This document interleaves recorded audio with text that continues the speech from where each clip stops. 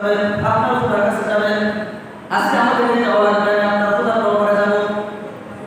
আজও বলতেছে না তোমাকে নেওয়া যাবে না, তুমি গিয়ে উল্টা পাল্টা কথা বলবা, আর তুমি কথা বলো তাহলে তোমাকে হত্যা করে ফেলবে, তোমাকে নেওয়া যাবে না।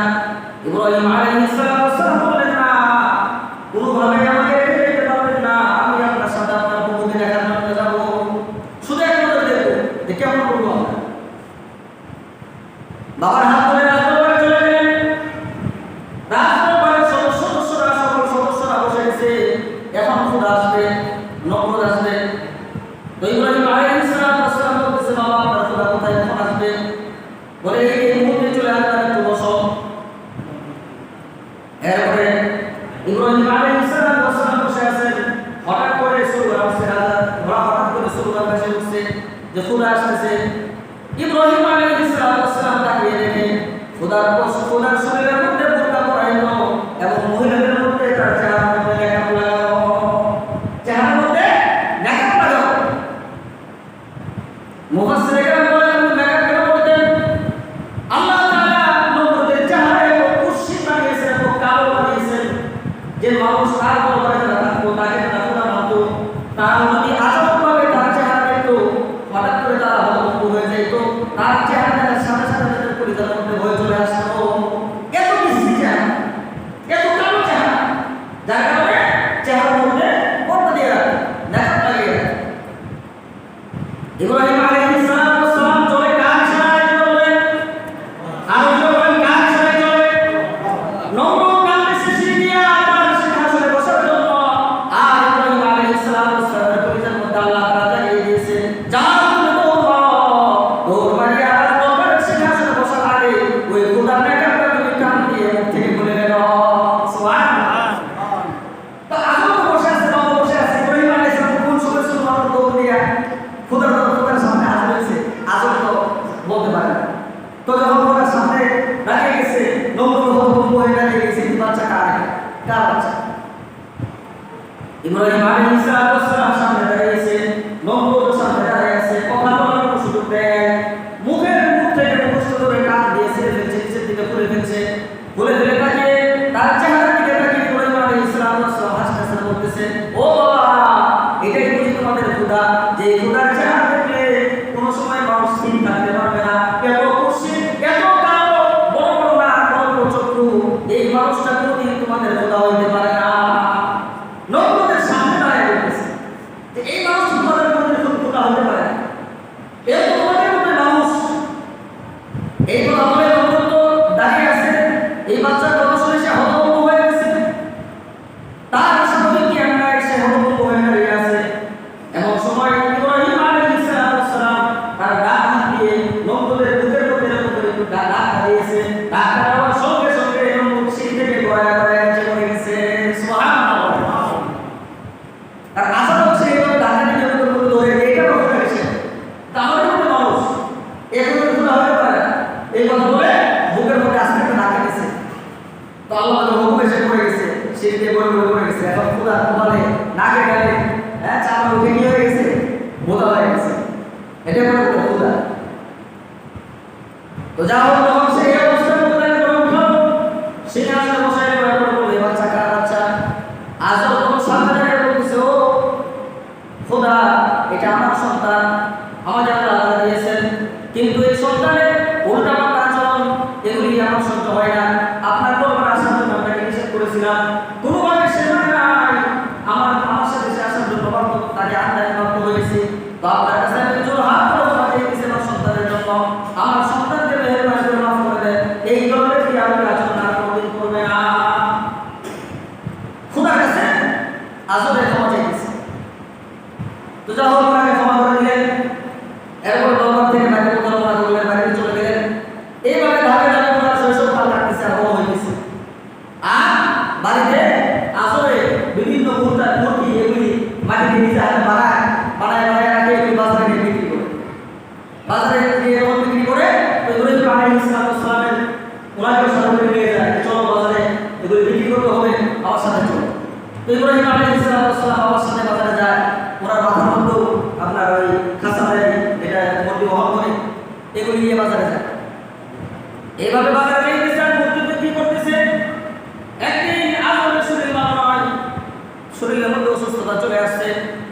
ওই দিন বলতেছে ও ইব্রাহিম আজকে বাজারে যেতে পারবো না, আজকে তুমি লোকজন নিয়ে তুমি বাজারে নিয়ে বিক্রি করে আসো। ইব্রাহিম আলাইহিস সালাম বলতেছে না, আমি একাই বাজারে যাবো, কোনো মানুষ আমার সঙ্গে নেব না, একাই আমি বাজারে যাবো। বাবা রাজি হয়ে গেলেন, মূর্তিগুলি মাথার মধ্যে নিয়ে বাজারে যাওয়ার সময় রাস্তার পাশে বসে সকল মূর্তিগুলি নাক ভাঙছে, হাত ভাঙছে, মাথা ভাঙছে, ওখানে দাঁড়িয়ে চলে আসছে। বাড়িতে আসার পরে জিজ্ঞাসা করছে কত টাকা বিক্রি করছো? বলে বাবা কেমনি বিক্রি করবো, রাস্তায় মাছ পথে যাওয়ার পরে আপনার বানানো এই মূর্তি, এই যে বড় মূর্তি যেটা বানিয়েছিলেন, এটা ছোটগুলিকে মার শুরু করছে। এই মূর্তির মধ্যে বাড়াবাড়ি বাজিয়া কত বাজিয়া এক একজনের নাক ছিঁড়ে গেছে, হাত ছিঁড়ে গেছে, এইগুলি মানুষ কিনবে না, এই জন্য সেগুলি রাস্তার পাশে রেখে আসছি। বাবাকে বলতেছে মারামারি করে না, হাত পা ভেঙে ফেলছে, এগুলি তো মানুষ কিনবে না, এগুলি রাস্তার পাশে রেখে আসছে। তো আজও তো বুঝছে যে তারা মারামারি করছে না, ইব্রাহিম বাইরে ভাবছে। এরপরে ওই দিন রাত্রে আবার বানাইছে, বানানোর পরে তাদের রাজকীয়ভাবে অনুষ্ঠান, সেই অনুষ্ঠানে যাবে। আজও বলতেছে আজকে সেই বড় অনুষ্ঠান তুমি যাইতে পারবা না, তুমি বাড়িতে থাকবা, আর এই যে মূর্তি বানাইছে এগুলি দেখবা, এগুলি যেন নষ্ট না হয়। ইব্রাহিম আলাইহিস সালাম বললেন ঠিক আছে আপনি যান, আমি বাড়িতে থাকবো। আজও যখন রাজদরবারে চলে গেল তাদের অনুষ্ঠানে, এদিকে ইব্রাহিম আলাইহিস সালাম কোরআন নিয়ে যত মূর্তি ছিল সকল মূর্তিগুলি ভাঙছে, ভাঙিয়া যেটা সবচেয়ে বড় মূর্তি ওই মূর্তির কাছে কোরআন ঝোলায় রাখছে, ঝোলায় রেখে বাড়িতে আসছে, বাড়িতে চলে আসছে গির্জাঘর থেকে। এরপর বিদায়ের সময় আজও আসছে, তার লোকজন আসছে, এসে যখন ওই গির্জাঘরে প্রবেশ করেছে, প্রবেশ করিয়া গেলে কোনো মূর্তি নাই, সব মাটির মধ্যে ধসে পড়ে আছে। বড় মূর্তি যেটা আসে কাদের মধ্যে কোরআন ঝোলানো। তো এক একটি বড় করতেছে, এই কাজ কে করবো, কে ভাঙবে এগুলো? তো আজও তো বুকের মধ্যে চিনচিন করে ব্যথা করতেছে যে আমার ছেলে ছাড়া এই কাজ আর কেউ করতে পারে না। বলতেছে মনে হয় আমার ছেলে করেছে, আমার ছেলে ছাড়া এই কাজ আর কেউ করতে পারে না। ইব্রাহিম আলাইহিস সালামকে ডাক দেওয়া হলো যে তুমি এই মূর্তিগুলি কেন ভাঙলা? আমি যে ভাবছি আপনারা দেখছেন নাকি, প্রমাণ আছে নাকি? আমি তো এগুলি ভাঙি নাই, আপনারা ওই যে বড় একটা মূর্তি বানিয়ে রাখছেন, ওই মূর্তির কাছে দেখেন কোরআন জড়ানো আছে, ওই মূর্তির আগুন দিয়া কোরআন দিয়া এই ছোট ছোট মূর্তি সকলগুলিকে ভেঙে ফেলছে। আমি তো ভাঙি নাই, বড় যেটাকে বানিয়ে রাখছেন সেটাই ভাঙছে। তো আজও ধমক করছে যে এই মাটির মূর্তি তারা কি নাড়াচাড়া করতে পারে, তারা কি তাদের হাত নাড়াচাড়া করতে পারে, তারা কেমন ভাববে? ইব্রাহিম আলাইহিস সালাম বলে একটা সুযোগ পেয়েছে, তোমার জবান থেকে তুমি বলতেছো মাটির মূর্তির নাড়াচাড়া করতে পারে না, তাদের চলাফেরার শক্তি নাই, তারা হাত নড়াইতে পারে না, এইটা যদি তুমি বিশ্বাস করো, এটা যদি তুমি মানো, তাহলে তোমার হাত দিয়ে মূর্তি বানায় এই মূর্তিগুলোকে তোমরা কেন পূজা করো? এটাই তো শিরক। তোমাদের এই পূজার মধ্যে আলো নেই। আমি মুশরিক নই, মুশরিকদের অন্তর্ভুক্ত আমি নই। তোমাদেরকে বুঝিয়ে দিচ্ছি, নসিহত করতেছি, তোমরা এই ব্যক্তিগত ছেড়ে দিয়ে একনিষ্ঠভাবে আল্লাহর গুণ। ইব্রাহিম আলাইহিস সালামের ভূমিকা আস্তে আস্তে বাড়তেছে, দাওয়াত আস্তে আস্তে বাড়তেছে, ওনার বয়স বাড়তেছে। যখন নবুয়তের সময় হয়ে গেল, ইব্রাহিম আলাইহিস সালামকে আল্লাহ নবুয়ত দান করলেন। মাঝখানে আমরা লম্বা আলোচনা। ইব্রাহিম আলাইহিস সালামকে যখন নবুয়ত দান করলেন, উনি এখন সরাসরি গিয়ে এমন লোককে দাওয়াত দিলেন যে এগুলি রান্না বিছাড়ে দেন, খোদাইকে বিছাড়ে দেন, যে আল্লাহ আপনাকে বানিয়েছে, যে আল্লাহ আমাকে বানিয়েছেন, ওই আল্লাহর গোলামি করুন, আল্লাহকে আল্লাহ হিসাবে মেনে নেন। যখন নমরুদকে দাওয়াত দিল, এখন নমরুদের মাথা গরম, আজকে ডাকতে বলছে তোমার ছেলে তো ব্যবসা কিছু ভালো না, তোমার ছেলেকে বোঝাও, যদি তোমার ছেলে কথা না মানে, এই দাওয়াত যদি বন্ধ না করে, আমার মিশনে যদি ভালো হয়ে দাঁড়ায়, তাহলে তাকে তুমি ফাঁসির কাজটা জন্য। আজব বাড়িতে গিয়ে ছেলেকে বোঝাইতেছে, ছেলে বলতেছে আমি আল্লাহকে ছাড়া অন্য কাউকে ভয় করি না, আল্লাহকে ছাড়া অন্য কারোর সামনে আমার মাথা বিনত করবো না। সুবহানাল্লাহ, আল্লাহকে ছাড়া অন্য কাউকে ভয় করি না, ছেলের মুখে বক্তব্য। তো ছেলে এবং বাবার মধ্যে তর্ক চলতেছে। তো এদিক দিয়ে আজব নিরুপায় হয়ে তার খোদা নমরুদের কাছে গিয়ে বলতেছে যে আপনার এমন করণীয় কি আছে, আপনি আপনার কাজ আপনি করেন, আমি আমার ছেলের সাথে হাত পারলাম না, অনেক বুঝাইছে, অনেক সমঝাইছে, আমার ছেলে আর বুঝ মানতেছে না। এখন আমার ব্যাপারে কিছু নাই, আপনার যে সিদ্ধান্ত, আমি বাবা হিসেবে সেই সিদ্ধান্ত নেব। ইব্রাহিম আলাইহিস সালাতু ওয়াস সালামের 40 বছর বয়স হয়ে গেছে, নবুয়ত আল্লাহ তাআলা দান করেছেন। এই যে প্রথম পরীক্ষা শুরু, দ্বিতীয় পরীক্ষা শুরু হয়ে গেল। প্রথম পরীক্ষা ছিল জন্মগ্রহণ করার পরে যখন তার স্বাভাবিকভাবে বুঝ আসছে, 5-6 বছর বয়স হয়েছে, এই বুঝ যখন তার মধ্যে চলে আসছে, তখনই আল্লাহ তাআলা প্রথম পরীক্ষা নিয়েছেন যে আল্লাহকে খুঁজে বের করতে হবে। কাকে বের করতে হবে? আল্লাহকে খুঁজে বের করতে হবে। যেটা গতবার বলেছিলাম, এটা ইব্রাহিম আলাইহিস সালামের প্রথম পরীক্ষা। আর নবুয়ত পাওয়ার পরে যে পরীক্ষা শুরু হলো, সেটা হলো সেই অগ্নিকুণ্ডে যে পরীক্ষাটা, ঘটনাটা, এটা হলো দ্বিতীয় পরীক্ষা। এখন নবুয়ত সিদ্ধান্ত গ্রহণ করলো, এবারে তাকে বুঝাই দিতে হবে, তার বুঝ মানবে না, তাকে হত্যা করতে হবে। আসল দিয়ে দিয়েছে কিভাবে হত্যা করা যায়। বলে তাকে পাহাড়ে করে নিয়ে যাও, পাহাড়ে নিয়ে তাকে কতল করে ফেলো। 6 জন সেনাপতি নিয়ে ইব্রাহিম আলাইহিস সালামকে পাহাড়ে চড়াই উঠানো হয়েছে। পাহাড়ে চড়ে উঠায় ওনার হাত পাও বেঁধেছে, হাত পাও বেঁধে ওনাকে শোয়াইছে। শোয়া 6 জন সেনাপতি, 6 জনের হাতে 6টা তরবারি নিয়ে তারা দাঁড়াইছে। 6 জন ভাগ করে দাঁড়াইছে যে ইব্রাহিম আলাইহিস সালামকে 6টা টুকরা করবে। এইভাবে দাঁড়ায় যখন তারা কাজ শুরু করবে, তাদের যখন সেনাপতি যিনি লিডার ছিলেন অনুমতি দিবেন, অনুমতির পরে 6 জন একসাথে আঘাত করবে। এইভাবে তরবারি দুই হাত দিয়ে উঠাইছে। এমন সময় আল্লাহ তাআলা বলেন, এই ইব্রাহিম যাও, তাড়াতাড়ি যাও, এই 6 জনের হাত তুমি তোমার পিছন দিক থেকে বাঁধিয়ে রাখো, তাদের হাতগুলি আর সামনের দিকে ফলাইতে না পারে। আল্লাহু আকবার। জিবরাইল আলাইহিস সালাম চলে আসছেন, এসে আল্লাহ তাআলা হুকুমে পর্দা দিয়ে দিয়েছেন। এখন তারা তরবারি এইভাবে ধরে আছে, 2 হাত দিয়া এইভাবে অবস্থায় দাঁড়িয়ে আছে। সামনের দিকে তরবারি ফলাইতে পারে না, নাড়াচাড়া করতে পারে না। মাটিকে হুকুম করেছে পাকে মজবুত করে ধরে রাখো, পাও লড়াইতে না পারে। একজন আরেকজনের পাশে দাঁড়াইছে, কিন্তু ঘাড় ঘুরায় আরেকজনের দিকে তাকাইতে পারে না। সুবহানাল্লাহ। আরেকজনের দিকে তাকাইতে পারে না, এইভাবে মাটি ধরে দিচ্ছে। এই অবস্থায় ইব্রাহিম আলাইহিস সালাম ওনাকে হাত পা দিয়ে রাখছে।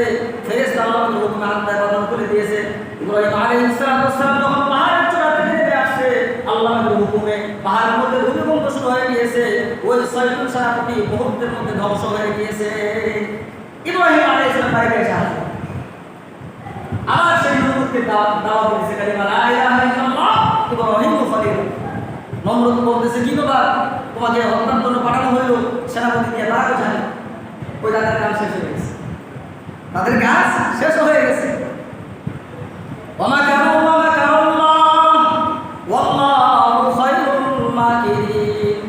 বলে দুনিয়ার মানুষের যতই মক্র হোক না কেন, যতই ষড়যন্ত্র করুক না কেন, আল্লাহ পাকের ষড়যন্ত্রের সামনে তাম দুনিয়ার মানুষের সকল ষড়যন্ত্র মুহূর্তের মধ্যে ধ্বংস হয়ে যাবে।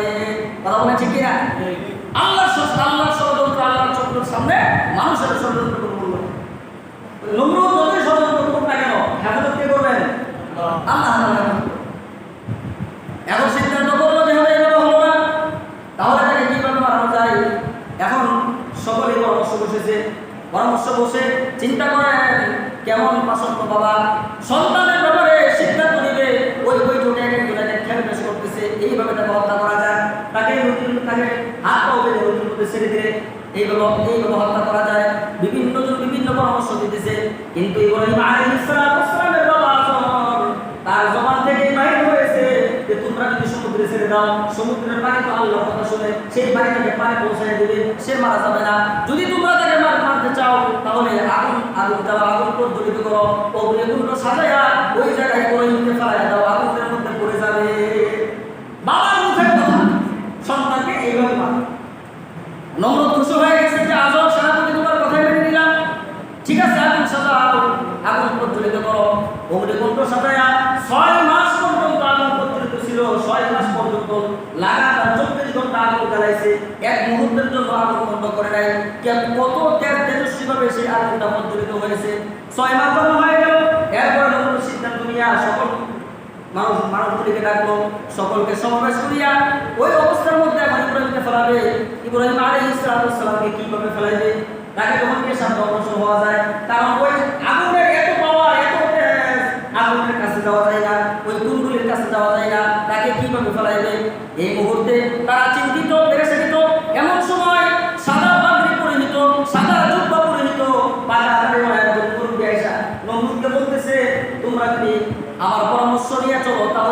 কাজ সফল হবে। তোমরা আমাকে চিনবে না, আমি তোমাদের বাপ-দাদাদের সাথেও ছিলাম, তার বাপ-দাদাদের সাথেও ছিলাম, তোমাদের 14 পুরুষের সাথে ছিলাম, এখন তোমাদের সাথে আছি। তাদের সাথে আমার খুব ভালো সম্পর্ক ছিল, এখন তোমাকে সাহায্য করার জন্য আসছি। আমার পরামর্শ যদি মেনে নাও তাহলে সহজে ইব্রাহিমকে আগুনের মধ্যে ফেলাইতে পারবা। নমরুদ কই তাহলে পরামর্শের জন্য তো আমরা বসছি, যেহেতু সিদ্ধান্ত আসতেছে না কিভাবে ফেলাইবো, তা আপনি পরামর্শ দেন। ওই সময় বড় গাছ ছিল, চরম গাছের আমরা নাম জানি, ওই গাছের ব্যাপারে বললেন শয়তান। ওই সাদা পাগড়ি, মুখের মধ্যে সাদা লম্বা দাড়ি আর জুব্বা পরিহিত যে ব্যক্তি এসে পরামর্শ দিয়েছিল সে হলো ইবলিস শয়তান। সে কি ইবলিস শয়তান? তো এসে পরামর্শ দিল যে এইভাবে ওই গাছের মাথার মধ্যে বাঁধিয়া তাকে সে আগুনের মধ্যে ফেলানো সম্ভব, যেহেতু আগুনের কাছে যাওয়া যাইতেছে। তো সিদ্ধান্ত ওইটাই হইল, ওইভাবে ইব্রাহিম আলাইহিস সালামকে গাছের সাথে বাঁধলেন, বাঁধিয়া এখন ফেলাই। কিন্তু ওই চরম গাছ যখন দরিয়া আগুনের দিকে নিয়ে যায়, আল্লাহ তাআলার হুকুমে 70,000 ফেরেশতা ওইটার মধ্যে ধরে রাখছে, ইব্রাহিম ওই জায়গা থেকে উঠাইতে পারে। সুবহানাল্লাহ। ইব্রাহিম আলাইহিস সালাম ওই জায়গা থেকে উঠাইতে পারে না, গাছ উঠাইতে পারে না। ওই যে ইবলিস শয়তান হয়েছিল, সে পরামর্শ দিতেছে এইভাবে কিন্তু তোমরা পারবা না, এই গাছ তোমরা তুলতে পারবা না, কারণ সে একজন আল্লাহর নবী পয়গম্বর, তার সাথে আল্লাহর নুসরত আছে, আল্লাহর সাহায্য আছে, আল্লাহ পাকের নূরের তৈরি ফেরেশতারা তাকে ধরে রেখেছে, তোমাদের দ্বারা সম্ভব না তাকে ওই জায়গায় ফেলাই দে। তাহলে কিভাবে ফেলাইবো? বলে এই জায়গাতে একটা গাড়ি ওরস করো, এখানে মেয়েদেরকে নাচানাচির একটা ব্যবস্থা করো, মেয়েরা নাচবে, মদ খাবে আর গান বাজনা গাবে, এই একটা অনুষ্ঠান যদি করো, এই অনুষ্ঠান থেকে শয়তান তালাতে ফেরেশতারা হচ্ছে পালায়া যাবে, ওই মুহূর্তে ইব্রাহিমকে আগুনের মধ্যে ফেলানো সম্ভব হবে। এখন প্রশ্ন থাকে যে শয়তান এইখানে পরামর্শ দিল, এটা কি শয়তানের ইচ্ছা শক্তিতে আছে না আল্লাহ পাকের কুদরতেই ঘটেছে? কথা বলেন, আল্লাহ পাকের কুদরতে আল্লাহ চাইতেছে যে ইব্রাহিমকে আগুনে ফেলাইয়া পরীক্ষা করাইয়া তার ঈমানকে মজবুত করে তাকে তাদের দিতে বানাবে, তাকে মুসলিম উম্মার ইমাম বানাবে। তো মৌলিকভাবে এগুলো হলো আল্লাহ পাকের কুদরত। তো এখান থেকে আমাদের ঈমান তাজা হবে, এই শুনুন, মুসলমানের ঈমান তাজা হবে, কুদরত হলো আল্লাহ পাকের, হিকমত হলো আল্লাহ পাকের, এগুলো ঘটাইছে আল্লাহ। শয়তানের এই কোনো ক্ষমতা ছিল না এখানে আসার, শয়তানের মনের মধ্যে আল্লাহ জ্বালিয়ে দিয়েছে যে ওখানে গিয়ে কুমন্ত্রণা দে, কারণ তুই কুমন্ত্রণা না দিলে তো আমার নবীকে আগুনে ফেলাইতে পারবে না। এই জন্য এগুলি আল্লাহ তাআলার কুদরত, আল্লাহর কুদরত নিয়ে চিন্তা করলে ইমানদারের ঈমান তাজা হয়, ঈমান বেড়ে যায়। শয়তান পরামর্শ দিল, গানের আওয়াজ করলো, মহিলাদের কাপড় খুলিয়া তারা নাচানাচির ব্যবস্থা করলো, আর পুরুষরা মদ পান করতেছে আর নাচানাচি করতেছে। ওই অবস্থার মধ্যে যে সমস্ত মহিলাদের ওখানে ব্যবহার করা হয়েছে, এই সমস্ত মহিলারা পরবর্তীতে যারা বাচ্চা হয়েছে, যাদের গর্ভে বাচ্চা চলে আসছে, এই জিনার মাধ্যমে যাদের গর্ভে বাচ্চা চলে আসছে, এদের যখন বাচ্চা প্রসব হয়েছে, এদের সবাইকে রাজদরবারে ডাকা হয়েছে। আর রাজদরবারে ডাকার পরে এই বাচ্চাদের নম্রতা ঘোষণা করে দিয়েছিল যে সমস্ত মহিলাদের গর্ভে বাচ্চা আসছে, তোমাদের বাচ্চা প্রসব হওয়ার সময় একটু করে রক্ত তোমরা রেখে দিবা। ওই রক্তগুলি নিয়ে যখন নম্রদের দরবারে আসছিল, ওই জিনাগর মহিলাদের কপালের মধ্যে ওই নাপাক রক্ত নম্রদের হাত দিয়ে কপালে একটা করে ফুটা দিয়ে দিয়েছিল। এই যে ফুটা মানুষের ঠিক ব্যবহার করে, মানুষের কপালে ঠিক ব্যবহার করে, এটার আবিষ্কার করল নমরুদ। কারণ ওই সমাজে তারা কাফের হয়ে বেদিন হয়েও তাদের মধ্যে কিছু মানুষত্ব ছিল, কিছু স্বাভাবিক জ্ঞান ছিল, যার কারণে কোন মহিলাটা জিনা করে তার গর্ভ অবৈধ সন্তান আছে সেটা চিহ্নিত করার জন্য কপালের রক্তকে দাগ দিয়েছে যে এরা হলো জিনা করছে, এই সমস্ত এদের বেবিচারী, এদের গর্বে যাওয়ার সন্তান। আর ভালো যে সমস্ত মহিলা তাদেরকে আলাদা আছে, ওখান থেকে এই জীবের প্রচলন আসছে। এখন হিন্দু ধর্ম বলে, খ্রিস্টান ধর্ম বলে, তারা এটা ব্যবহার করে, তাদেরকে দেখে আমাদের মুসলমান পরিবারও আছে, আছে না নাই? কথা বলেন, আছে না নাই? আল্লাহ প্রশ্ন বলবো, যাদের কন্যা সন্তান আছে, এই সমস্ত টিপ বাজার থেকে যারা কিনে দেয়, সতর্ক হয়ে যায়, এগুলি ব্যবহার করবো। কারণ এই কপালটা শুধু আল্লাহ চেষ্টা করেন, এখানে ঠিক বসবে না। আপনি সিঁদুরকে ব্যবহার করি না, আমরা মুসলমানরা ব্যবহার করি, সিঁদুর যদি ব্যবহার না করে, এটা যদি বুঝি যে সিঁদুর ব্যবহার করা যাবে না, এটা হিন্দুরা করে, তো ঠিক আমরা কেন ব্যবহার করি? তো আমার কন্যা সন্তানকেও এখান থেকে আমার মাহফুজ রাখা লাগবে, হেফাজত রাখা লাগবে, তারা এই কপালে যেন ঠিকটা না করে। এটার আবিষ্কার হলো সেই বলবে। এরপরে যাই হোক, তাদের এই অনুষ্ঠান যখন শুরু হয়ে গেল, আল্লাহ পাক রহমতের ফেরেশতাকে উঠিয়ে নিয়েছেন। ওই সময় ওই গাছ দরিয়া ইব্রাহিম আলাইহিস সালামকে সে আগুনের কুণ্ডের মধ্যে ফেলাইয়া দিল। আগুনের কুণ্ডলীর মধ্যে যখন ফেলাইয়া দিল, একদিন, 2 দিন, 3 দিন এইভাবে যাইতে যাইতে 40 দিন পর্যন্ত ছিল। 40 দিন পর্যন্ত সে আগুনের মধ্যে ছিল। আল্লাহ পাক রব্বুল আলামিন কোরআন কারীমের আয়াতের মধ্যে ইরশাদ করেন, ইব্রাহিম আলাইহিস সালামকে যখন সে আগুনের কুণ্ডলীর মধ্যে ফেলাইয়া দিলেন, মুহূর্তের মধ্যে আল্লাহ তাআলা আগুনের উপর আইন চালু করলেন, কুলনা ইয়া নারু কুনি বারদাও ওয়া সালামান আলা ইব্রাহিম। হে আগুন, তুমি আমার ইব্রাহিমের জন্য শান্তিদায়ক হয়ে যাও, আরামদায়ক হয়ে যাও। সুবহানাল্লাহ। আমার ইব্রাহিমের জন্য আরামদায়ক হয়ে যাও, তার জন্য কোনো ধরনের কষ্ট না হবে। এই অবস্থার মধ্যে 40 দিন যখন পার হয়ে গেল, 40 দিন যেই দিন পার হবে, যেই দিন 40 দিন চলতেছে, আল্লাহ তাআলার পুত্র নমরুদের একটা কন্যা সন্তান ছিল, যার নাম হলো খানজালা। এই নমরুদের কন্যা সন্তান আল্লাহ তাআলা তার অন্তরের মধ্যে জাগিয়ে দিয়েছে যে আমার বাবা যে একজন মানুষ সে আগুনের মধ্যে ফেলাইছে, এটা দেখা দরকার। সে আগুনের মধ্যে পড়ে গেছে নাকি আগুনের মধ্যে কি করতেছে দেখা দরকার। নমরুদের রাজপ্রাসাদের উপরে ছাদের উপরে উঠে এসে ঘুরতেছে আর আগুনের দিকে তাকাইতেছে। আল্লাহ তাআলা বলেন, ও ফেরেশতা, আমার এই বান্দির চোখের সামনে ইব্রাহিম যে অবস্থার মধ্যে আছে এই দৃশ্যটা তার চোখের সামনে ভাসায় দাও, কারণ আল্লাহ তাআলা চাইতেছে নমরুদের সন্তানকে ঈমানের মালা গলার মধ্যে পরায় দিতে। সুবহানাল্লাহ। তো আল্লাহ তাআলার কথা অনুযায়ী পয়গম্বর ইব্রাহিম আলাইহিস সালাম আগুনের মধ্যে যে অবস্থায় আছে, সিংহাসনে বসা, চতুর্দিকে ফুলের বাগান, আর আরাম অবস্থায় আছে, জান্নাতের নিয়ামত ফল-ফলাদি খাইতেছে, পান করতেছে, এই দৃশ্যটা নমরুদের মেয়ের চোখের মধ্যে ভাসিয়ে গেছে। সে এটা দেখে বেকারও হয়ে গেছে, পাগল হয়ে গেছে, তার কাছে আসলে পাগল হয়ে গেছে। সরাসরি বাবাকে গিয়ে প্রস্তাব দিয়েছে, তোমরা যে মানুষটাকে এই আগুনের কুণ্ডলীর মধ্যে ফেলে দিয়েছো, 40 দিন চলতেছে, তোমরা করেছো, জলে পড়ে সারকার হয়ে গেছে, কিন্তু আজকে আমি সচক্ষে দেখেছি তার চুল পরিমাণ কোনো ক্ষতি হয় নাই। সে সিংহাসনে বসে আছে, তার চতুর্পাশে ফুলের বাগান, জান্নাতের নিয়ামত সে খাইতেছে। এই অবস্থা আমি দেখলাম আমার চোখে। নমরুদ কিন্তু বিশ্বাস করতেছে না, বলতেছে এই অবস্থা দেখিয়া এখন আমি বেকার হয়ে গেছি, আমি ওই আগুনের কুণ্ডলীর মধ্যে প্রবেশ করবো।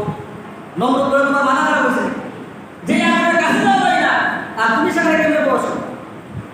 কিন্তু মেয়ে কোনোভাবেই মানে না, বারবার বলার পরেও কোনোভাবে মেয়ে যখন মানে না, রাত্রবেলায় যখন হয়ে গেছে, 40 দিনের রাত্র চলতেছে, রাত্রবেলায় যখন সবাই শুয়ে পড়ছে, নমরুদের কন্যা উঠিয়া আস্তে আস্তে বুঝে এসে আগুনের কুণ্ডলীর পাড়ে কাছে গিয়েছে। কাছে যাওয়ার পরে এখন সে আল্লাহর নাম নিয়ে সেখানে প্রবেশ করেছে। এই আগুনের দীর্ঘ পথ হেঁটে হেঁটে